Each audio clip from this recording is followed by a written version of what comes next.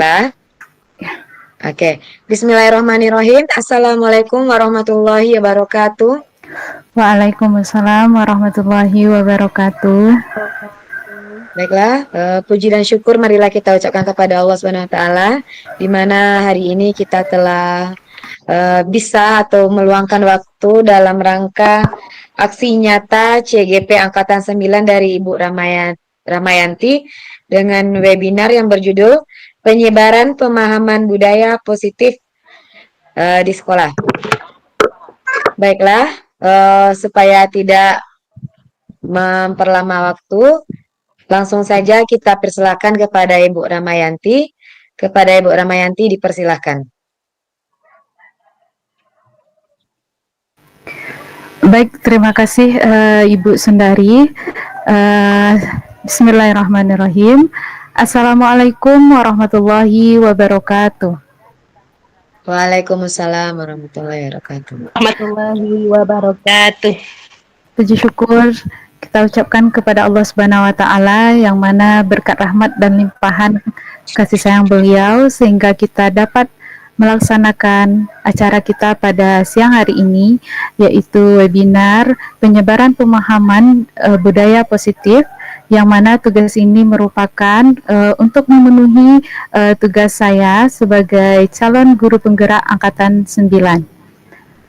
Kemudian salawat beserta salam kita kirimkan kepada Nabi Allah, Nabi Muhammad Sallallahu Alaihi Wasallam, yang telah membawa kita dari zaman kebodohan menuju kepada zaman yang berilmu pengetahuan seperti adanya saat sekarang ini. Selamat siang Bapak Ibu semuanya.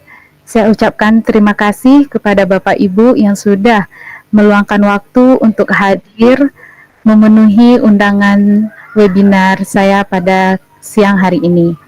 Baik Bapak Ibu, izinkan saya untuk membagikan layar presentasi.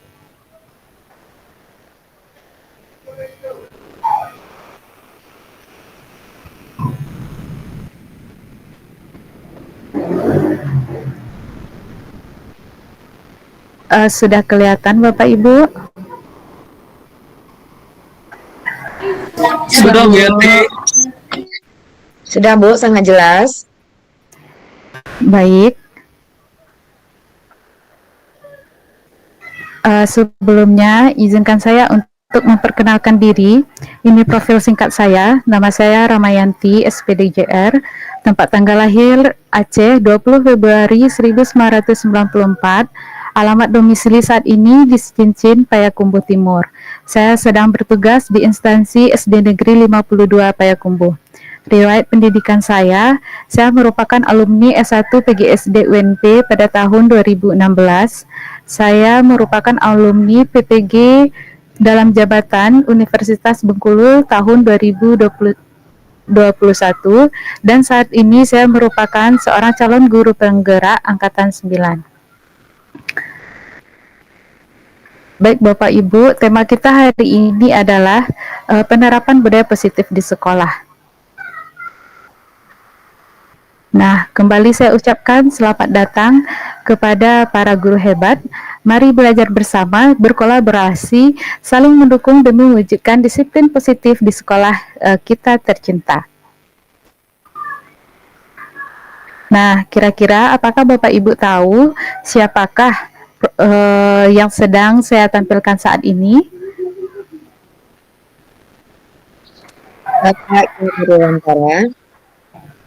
Ya, benar sekali. Ini merupakan Bapak Ki Hajar Dewantara, yakni Bapak Pendidikan kita. Nah, Bapak Ki Hajar Dewantara ini mengemukakan filosofi pendidikan nasional yang saat ini masih menjadi landasan bagi sistem pendidikan kita, yakni ing harsa sum talada, yaitu di depan menjadi tauladan, ing madya mangun karsa, di tengah memberi bimbingan, dan tut uri handayani, di belakang memberi dorongan. Nah, Bapak Ibu, menurut Ki Hajar Dewantara, pendidikan adalah tempat persemaian benih-benih kebudayaan dalam masyarakat. Tujuan pendidikan yaitu menuntun segala kodrat yang ada pada anak-anak agar mereka dapat mencapai keselamatan dan kebahagiaan yang setinggi-tingginya, baik sebagai manusia maupun sebagai anggota masyarakat. Oleh sebab itu, kita sebagai pendidik hanya dapat menuntun tumbuh atau hidupnya kekuatan kodrat yang ada pada anak-anak agar dapat memperbaiki lakunya. Nah, Ki Hadi juga mengibaratkan peran pendidik seperti seorang petani atau tukang kebun. Nah, maka siswa kita adalah benih-benihnya. Jika demikian, kira-kira sekolah sebagai apa? Nah, maka sekolah sebagai tempat tumbuh kembangnya para peserta didik kita.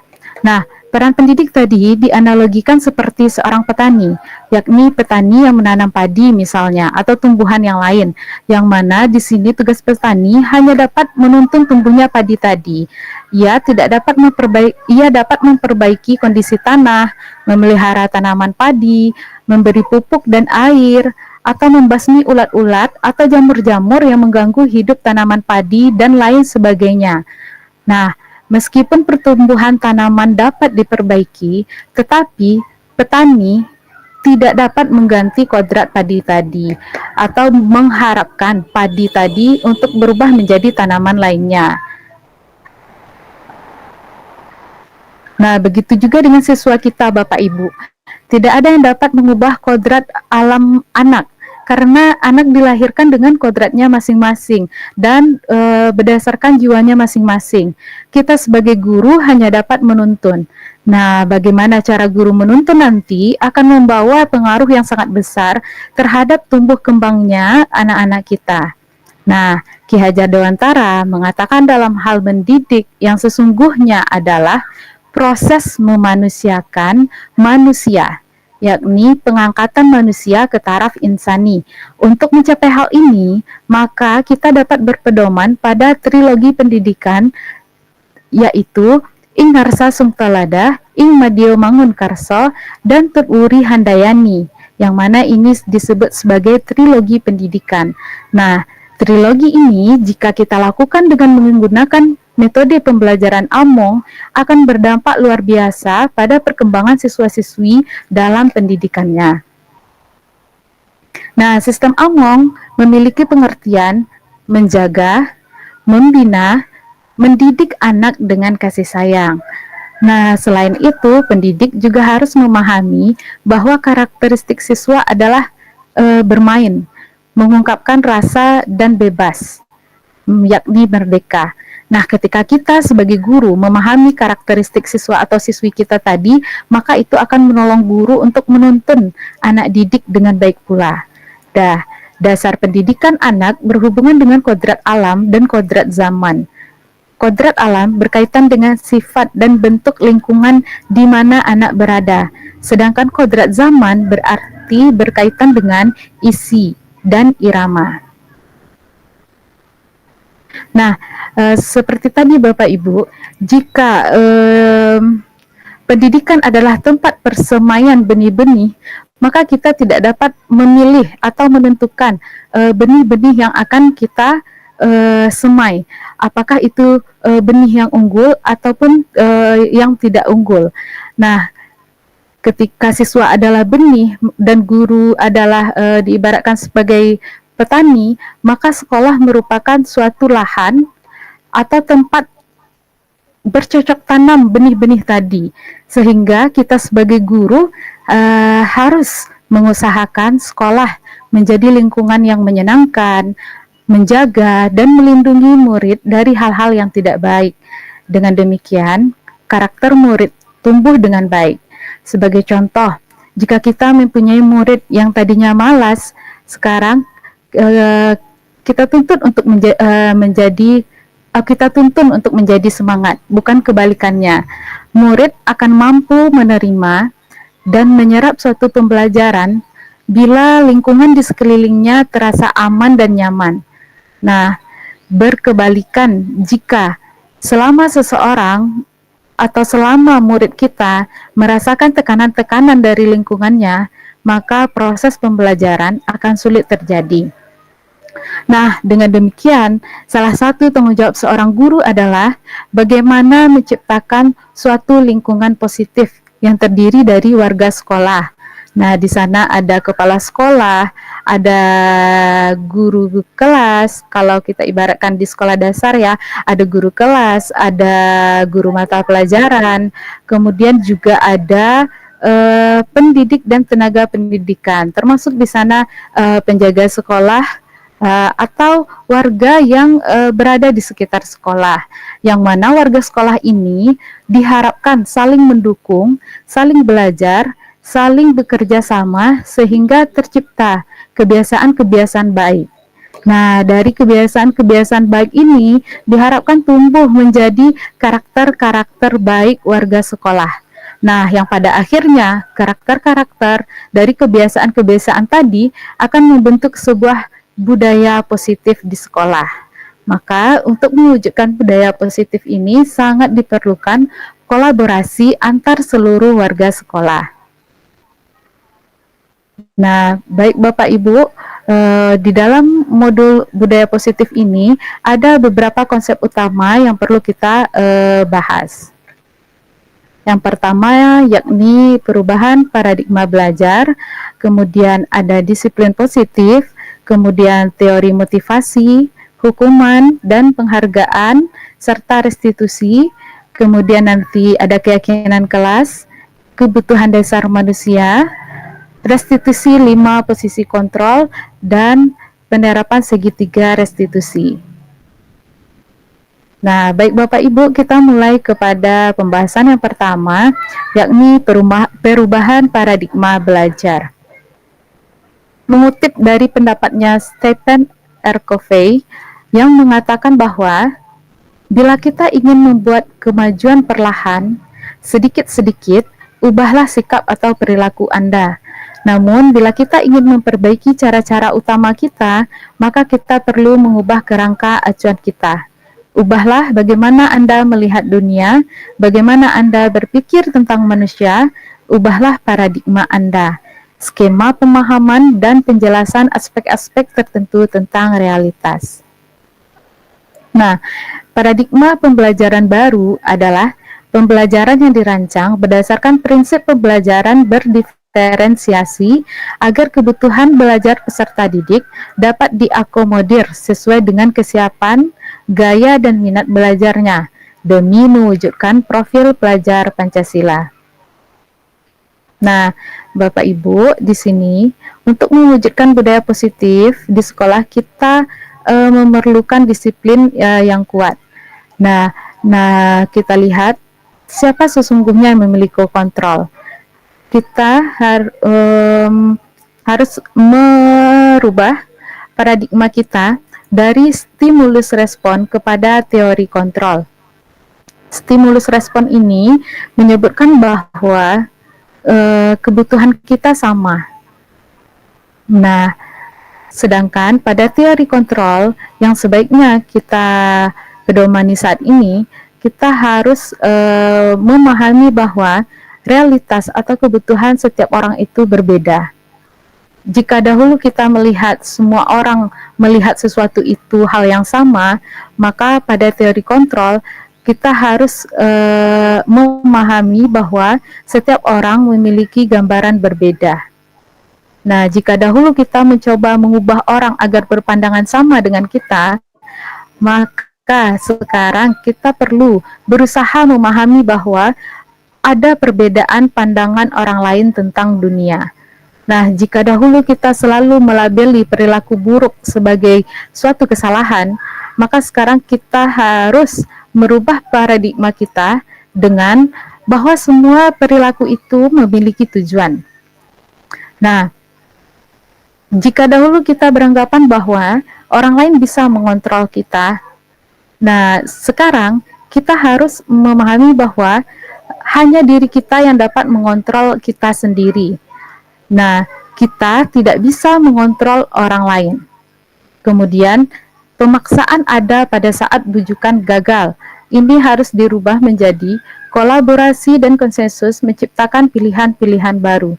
Jikalau dulu kita berpikir dengan sistem model berpikir menang atau kalah, sekarang kita harus mengutamakan sistem model berpikir menang-menang. Nah, baik Bapak Ibu. Kemudian yang kedua, motivasi perilaku manusia. Tadi disebutkan bahwa setiap manusia itu perilakunya memiliki tujuan masing-masing. Nah, di sini motivasi dapat diartikan sebagai dorongan yang timbul pada diri seseorang secara sadar atau tidak sadar untuk melakukan suatu tindakan dengan tujuan tertentu.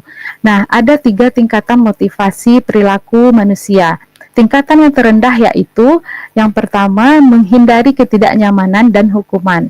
Misal contoh, murid melakukan disiplin diri karena ia takut dihukum.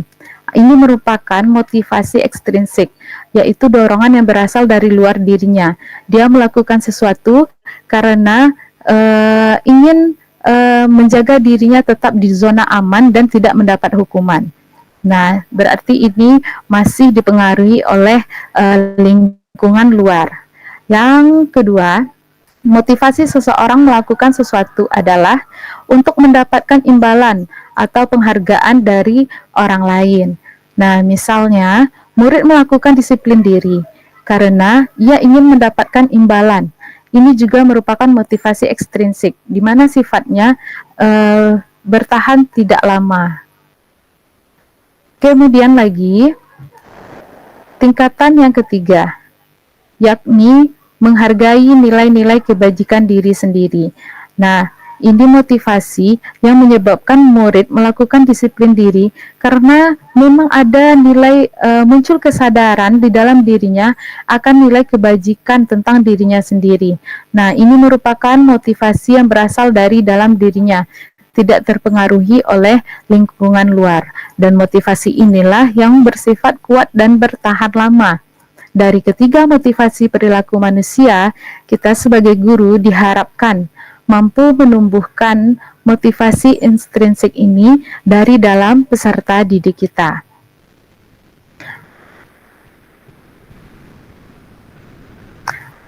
Nah, Bapak Ibu, pembelajaran dengan paradigma baru tadi bertujuan untuk menuntun siswa agar belajar sesuai dengan kebutuhan dari tahap perkembangannya untuk mewujudkan profil pelajar Pancasila.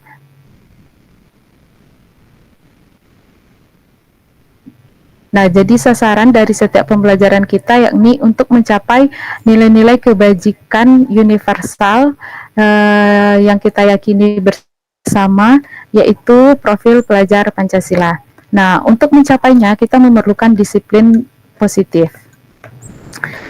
Dalam budaya kita, makna kata disiplin dimaknai menjadi sesuatu yang dilakukan seseorang pada orang lain untuk mendapatkan kepatuhan. Kita cenderung menghubungkan kata disiplin dengan ketidaknyamanan.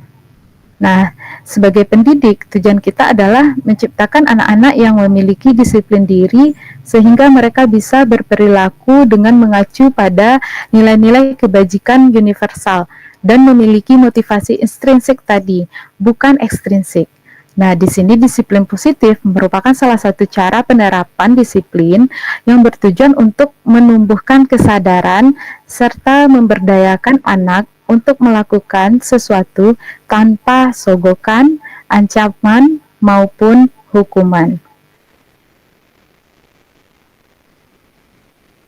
Nah, ini konsep disiplin dengan identitas gagal. Sebentar Bapak Ibu.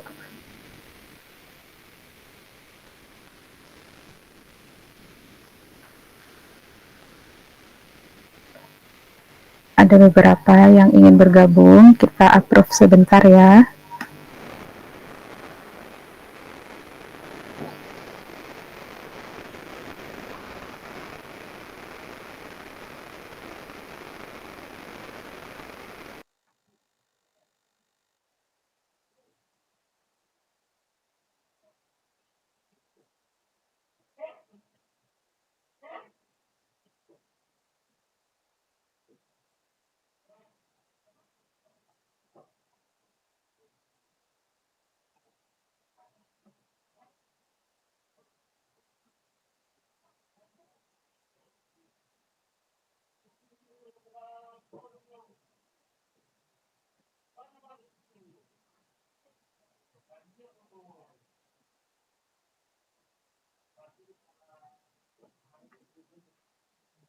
Bisa.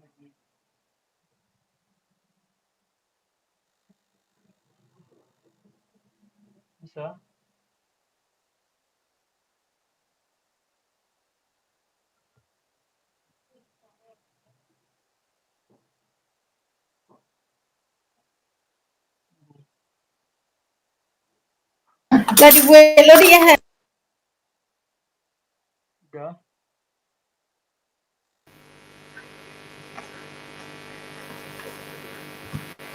Baik Bapak Ibu, kita lanjutkan kembali.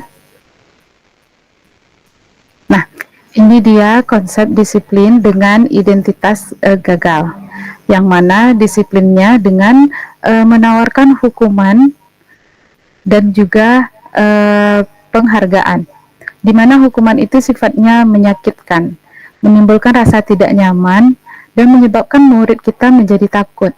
Hukuman itu bersifat memaksa, sehingga terkadang hukuman ini menimbulkan dampak murid menyembunyikan kesalahannya dan juga murid menjadi rendah diri. Bagaimana dengan penghargaan?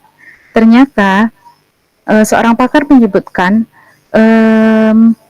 penghargaan juga bersifat menghukum. Ada pengaruh jangka pendek dan jangka panjangnya yang ternyata tidak efektif untuk kita terapkan. Kemudian, penghargaan ini juga bisa merusak hubungan atau menimbulkan sifat iri antara siswa kita yang sudah berhasil, kemudian kita apresiasi dengan memberikan penghargaan. Hal ini akan menimbulkan rasa iri dari teman-temannya yang lain yang belum berhasil dan belum mendapatkan penghargaan. Kemudian penghargaan juga bisa mematikan kreativitas, di mana ketika seseorang memperbaiki kualitas yang dilakukannya dengan tujuan hanya untuk mendapatkan penghargaan, sehingga ia terlupa untuk mengupgrade selalu kemampuan yang dimilikinya menjadi lebih baik. Kemudian ternyata penghargaan itu juga mampu menimbulkan kesan menghukum dengan sistem ranking. Nah, dahulu kita di sekolah menerapkan sistem ranking, yang mana sekarang alhamdulillah sudah ditiadakan. Namun dalam pembelajaran sehari-hari, terkadang kita masih menggunakan penghargaan sebagai salah satu tujuan untuk mencapai disiplin yang menurut kita bisa memotivasi siswa. Ini bisa memotivasi siswa hanya dalam jangka pendek. Untuk dalam jangka panjang atau ketika penghargaan itu hilang, maka siswa kita akan terhenti karena sifatnya tadi masih ekstrinsik, bukan intrinsik siswa. Jadi dia melakukan sesuatu karena menunggu atau mengharapkan penghargaan tadi. Kemudian penghargaan ini memberikan dampak juga kepada siswa, merampas hak menghargai dirinya.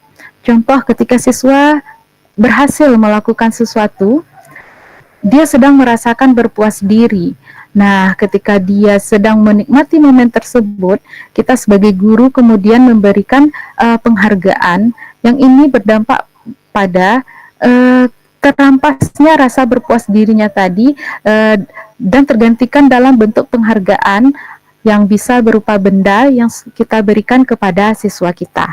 Nah, ini merupakan konsep disiplin yang sebenarnya ternyata gagal, termasuk kepada proses yang gagal untuk kita menumbuhkan motivasi siswa. Lalu bagaimana konsep disiplin dengan identitas sukses? Nah, konsep disiplin dengan identitas sukses itu kita memperkenalkan kepada siswa konsekuensi dan restitusi. Dari konsekuensi ini, sebelumnya kita menyampaikan kepada siswa akan dampak dari setiap perbuatan yang dia lakukan. Kita mengawalinya dengan memperkenalkan nilai-nilai kebajikan yang kita yakini bersama, yang mana nanti kita perkenalkan juga konsekuensi yang mungkin diterima dari nilai-nilai kebajikan tersebut. Jadi ada kesepakatan kita dengan siswa terlebih dahulu. Nah, konsekuensi ini dia berupa penguatan jangka pendek. Kemudian perlu monitoring berkelanjutan, masih menggunakan teori stimulus respon tadi. Kemudian di sini murid menghormati peraturan dan kehilangan waktu untuk merenungi kesalahannya. Sedangkan restitusi, nah di restitusi ini murid belajar bertanggung jawab untuk perilakunya. Murid dituntun untuk fokus pada pemecahan masalah jangka panjang. Murid akan menghormati dirinya dan orang lain. Restitusi ini berpedoman pada teori kontrol, yakni hanya diri kita sendiri yang dapat mengontrol diri kita dan perbuatan kita. Nah, pada restitusi ini, murid diberi kesempatan sehingga dia bersemangat untuk memperbaiki kesalahannya. Kemudian, konsep disiplin dengan pendekatan restitusi, yaitu sebuah cara menanamkan disiplin positif pada murid. Nah, restitusi tadi merupakan cara disiplin positif yang sukses. Apa itu restitusi? Restitusi adalah proses menciptakan kondisi bagi murid untuk memperbaiki kesalahan mereka, sehingga mereka bisa kembali pada kelompok mereka dengan karakter yang lebih kuat. Nah, ciri-ciri restitusi itu ada apa saja? Nah, yang pertama, restitusi itu bukan proses menebus kesalahan, namun belajar dari kesalahan yang sudah dilakukannya tadi. Kemudian, restitusi itu akan memperbaiki hubungan. Restitusi itu berupa tawaran, bukan paksaan dari guru kepada siswa. Nah, melalui restitusi, kita menuntun siswa untuk melihat ke dalam diri. Kemudian, restitusi akan mencari kebutuhan dasar yang mendasari tindakan. Restitusi fokus pada karakter, bukan pada tindakan. Ia menguatkan dan fokus pada solusi.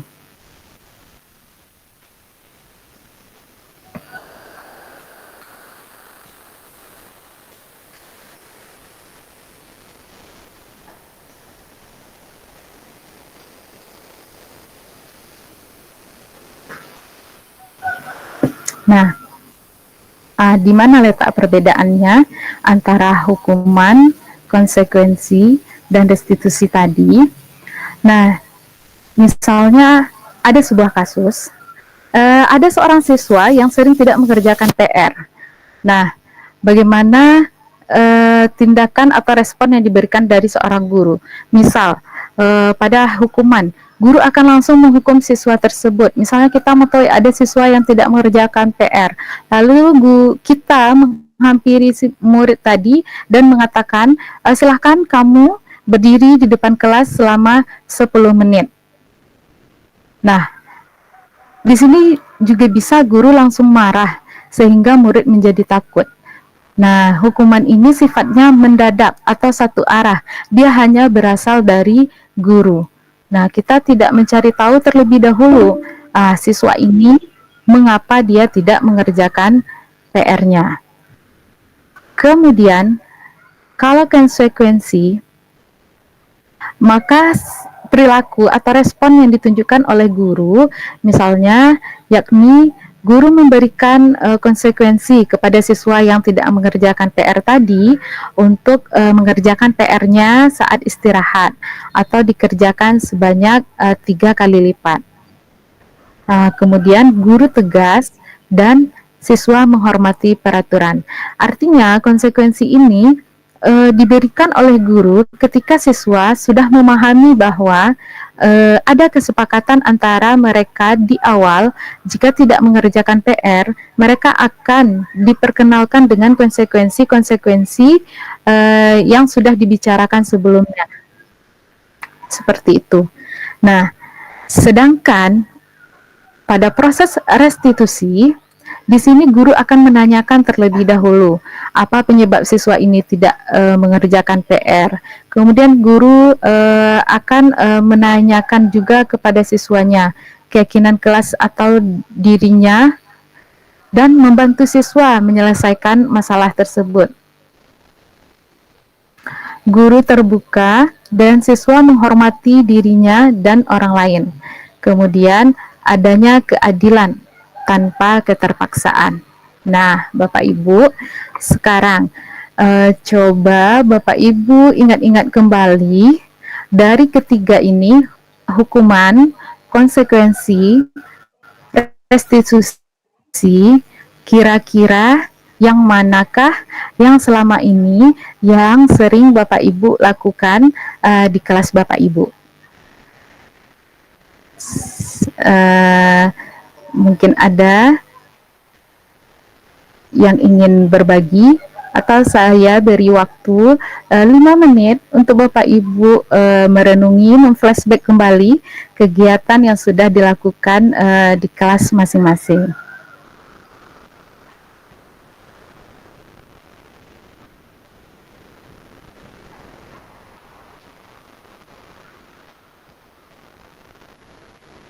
Tidak ada doa.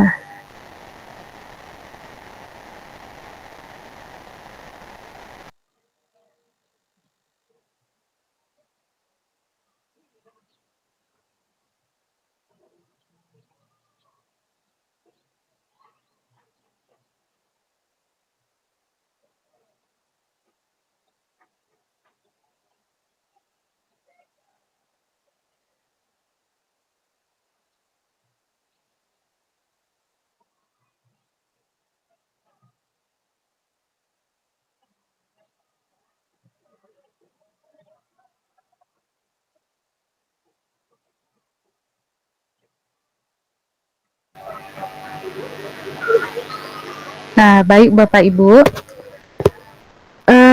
kita lanjut kepada keyakinan kelas. Apakah layar yang saya bagikan terlihat?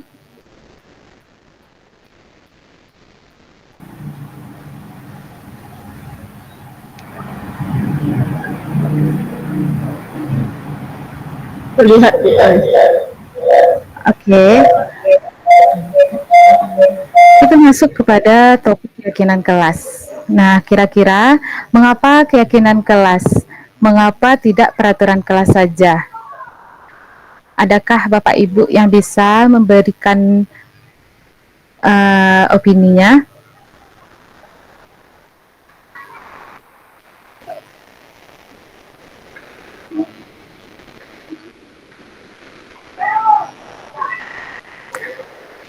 Ada perbedaan antara keyakinan dengan peraturan. Ya, silakan Ibu. Kalau peraturan itu lebih ada pihak ketiganya atau orang lain, kalau keyakinan itu lebih dari diri sendiri, berasal dari diri sendiri gitu Bu Yanti ya. Iya, benar sekali. Kalau keyakinan kita tumbuhkan dari diri sendiri. Kalau peraturan lebih cenderung dari orang lain lalu kita menerima. Terima kasih Ibu Sundari. Iya, jadi lebih dibutuhkan kita menggunakan keyakinan kelas, bukan peraturan kelas. Nah, contoh, mengapa kita memiliki peraturan tentang penggunaan helm pada saat mengendarai roda 2 atau saat sedang membawa motor? Kira-kira apa yang mendorong kita untuk menggunakan helm pada saat mengendarai motor?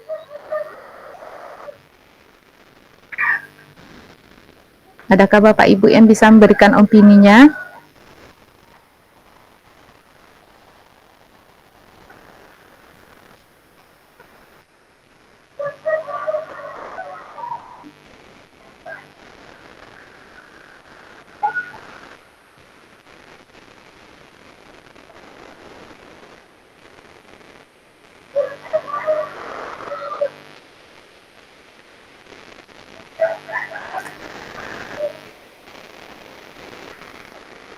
Nah, baik, saya simpulkan, kita melakukannya karena lebih kepada ingin mematuhi peraturan yang sudah ditetapkan oleh pemerintah, yakni untuk menghindari ketidaknyamanan tadi. Nah, Bapak Ibu, peraturan itu berupa aturan yang disepakati di kelas dan mungkin bersifat satu arah saja. Sedangkan keyakinan kelas merupakan pernyataan-pernyataan singkat yang diyakini membawa kebaikan kepada warga kelas. Nah, keyakinan ini dapat berupa nilai-nilai kebajikan universal yang disepakati secara tersirat dan tersurat, lepas dari latar belakang suku, negara, bahasa, maupun agama. Nah, seseorang akan lebih tergerak dan bersemangat untuk menjalankan keyakinannya daripada hanya sekedar mengikuti serangkaian peraturan tertulis tanpa makna. Oleh karena itu, kita memerlukan sesuatu yang benar-benar tumbuh dari diri seseorang yang mampu menjadi energi untuk dia menggerakkan dirinya melakukan suatu perbuatan.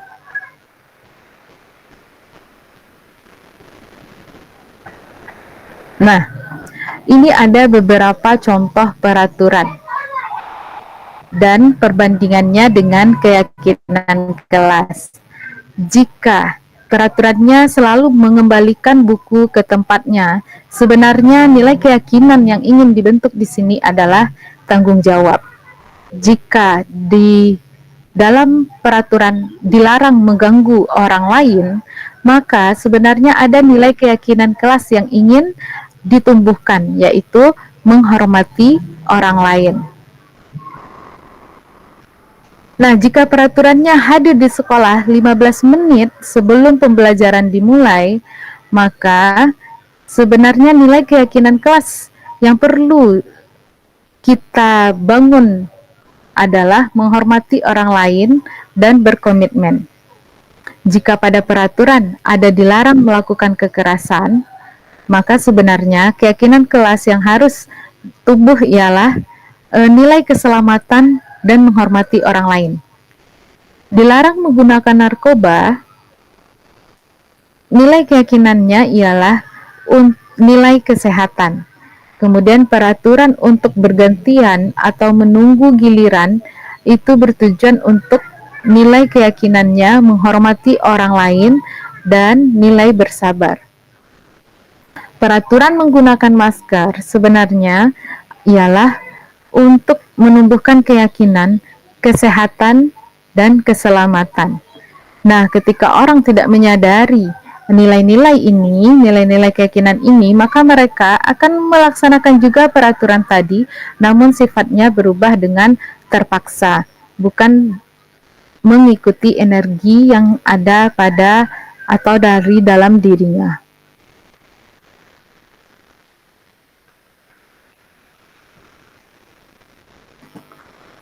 Nah, baik Bapak Ibu, ini contoh kegiatan membuat keyakinan kelas.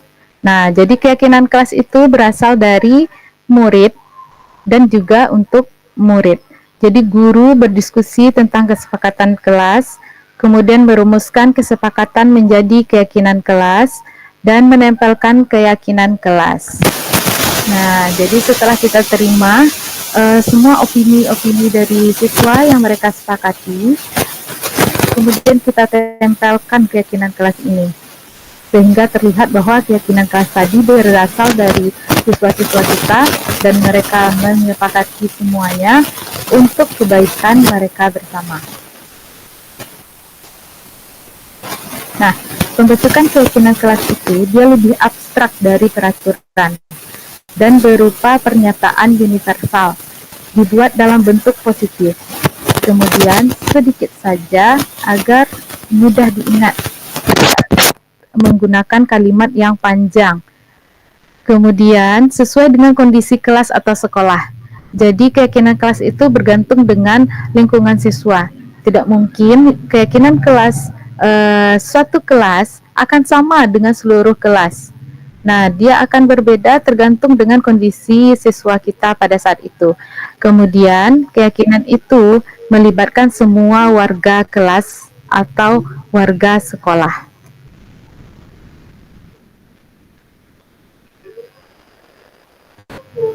Nah, ada 5 kebutuhan dasar manusia yang seringkali menjadi motif perilaku yang dilakukan oleh seseorang. Apa saja yang kelima itu? Yang pertama, kebutuhan untuk bertahan hidup.